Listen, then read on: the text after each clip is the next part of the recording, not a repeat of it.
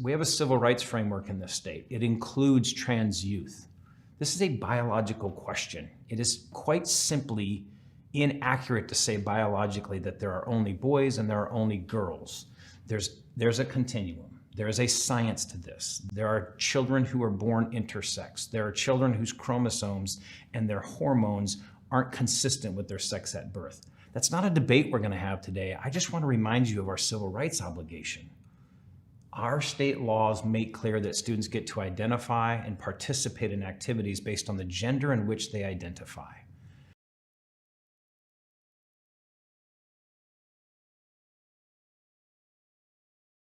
Greetings, I'm Chris Reykdal, Superintendent of Public Schools for the beautiful state of Washington. If you're like me, you've read a lot of news, you've watched a lot of news, and you've heard a lot about what's happening in Washington, D.C. I wanted to take the time, kind of like we did during COVID, to just sit down, explain everything that we understand from your state education agency about what's happening in Washington, D.C., the potential impacts on our state, and where we go from here. We've sent guidance to school districts, so I want to reiterate some of that, but mostly I just want us all to be on the same page. I've been reflecting a lot about the pandemic. This is now 5 or 6 years ago, but we had a common enemy because it was unknown. And ultimately, it took the lives of more than 1 million Americans. So the response we needed to have in each of the states, there was a rallying element to that. There was a we're in this together until we got vaccines and until we knew the science, and then we were able to react differently. This is different. This is going to require us to have a civility and a respect for each other that's really, really compelling us to support our kids in a different way. This is derived of politics, national politics, a presidential election. We have different opinions about that, and that's okay. We're of different parties, we're of different political values, we're from different regions of the state, different religious backgrounds. That's really good. That's what makes us Washington State. That's what makes us strong. But it also means it's harder to be in common about this stuff because there are folks who just flat out believe differently than somebody else. It doesn't change the fact that we can be on the same page about the law, what our state laws do, and what the federal government owes to our state in all of this process. And it doesn't change the fact that every single day, 1 million Washington kids go to classrooms. They're in front of teachers and paraeducators and building leaders and school bus drivers and so many people who care about them. Because no matter what, no matter who we are politically as individuals, we have a common interest in our public schools. And on that, I hope we can unite. So let's get into some of what we faced over the last 3.5 weeks and where we go from here. First, we got an executive order from the president around undocumented youth. There was clearly an effort here to use his immigration enforcement processes to do something that we've not seen in decades, which is potentially use our schools, our churches, and our hospitals, previously safe havens, to enforce immigration. Now, we're not federal officers in the state of Washington, and we're going to follow all the laws, and that's the guidance that we've given our school districts. But it's really important for all families to know that in this state in particular, our Constitution guarantees every child who resides here a basic ed. They have a civil right to basic education regardless of their documentation status. That's our law, that's what we're going to follow, and that's what we've told our districts. It means that they absolutely are going to stand strong to gather the appropriate information if ICE officers or enforcement officers seek access to students or data on our schools. Within the law, we get to expect a court order or some kind of court requirement that officer is there. We get to identify who they're seeking out and what information. We get to notify parents and guardians, local attorneys. We get to notify our principals and our superintendents. We've got a framework here for protecting kids within this current executive order. We won't violate that. Our state laws and our federal laws allow for us to protect kids while we follow the federal framework. We got another order on trans youth. Again, this is Title IX, and this perhaps is the most controversial. And so I don't mean to demean, diminish, or disrespect anyone's personal views on this. What I will say is we have a civil rights framework in this state. It includes trans youth. This is a biological question. It is quite simply inaccurate to say biologically that there are only boys and there are only girls. There's a continuum. There is a science to this. There are children who are born intersex. There are children whose chromosomes and their hormones aren't consistent with their sex at birth. That's not a debate we're going to have today. I just want to remind you of our civil rights obligation. Our state laws make clear that students get to identify and participate in activities based on the gender in which they identify.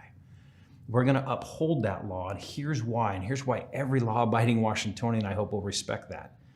There's no law on the federal level that prohibits that, and an executive order of the president is not a law. He can interpret existing federal laws, but he cannot make new laws, nor can the U.S. Department of Education. So while this is really, really tough, and I respect that deeply for folks, our laws protect these youth to participate. And I want to scale it for you because sometimes the misinformation is so rampant that it makes it impossible for us to have civil conversations.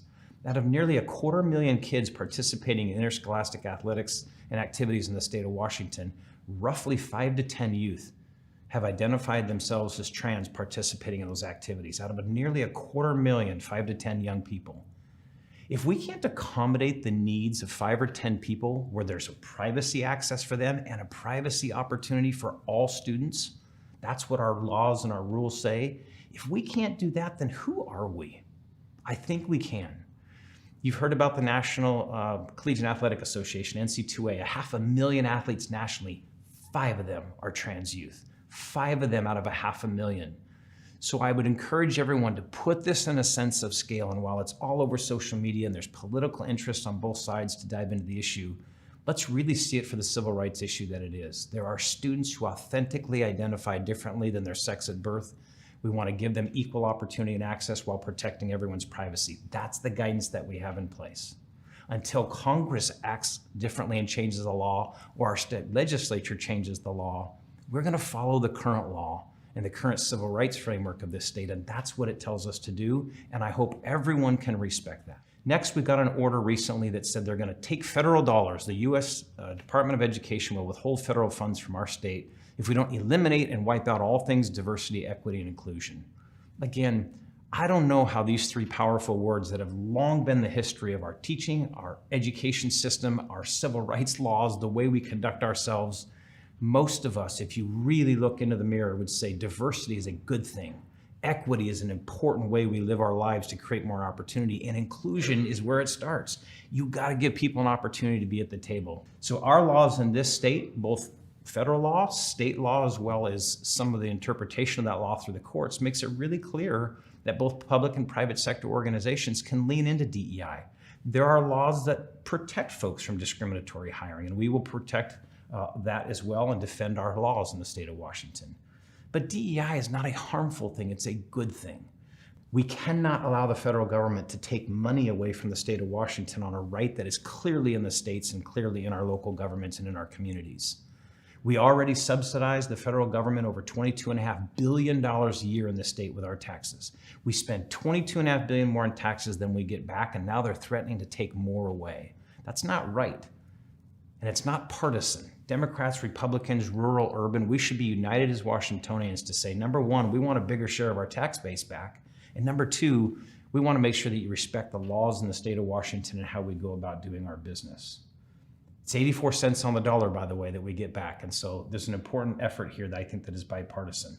Now I want to scale this for you. Our state spends about 7% of our education budget comes from federal sources. So, 7% is not small, but it's also really, really doable if they'll protect the real key civil rights elements, what we call Title I for high poverty communities, meals for kids, and supports for students with disabilities. Those 3 program and function areas alone are nearly all of our federal dollars.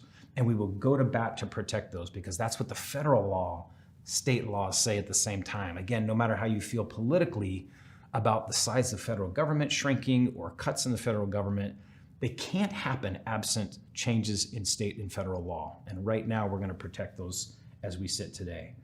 Our commitment to Washingtonians is that we're going to protect the civil rights of every individual here. We're going to stand up for our Washington values, which absolutely tend to put more protections around students and populations that need it than the federal law does. That's just the way it is.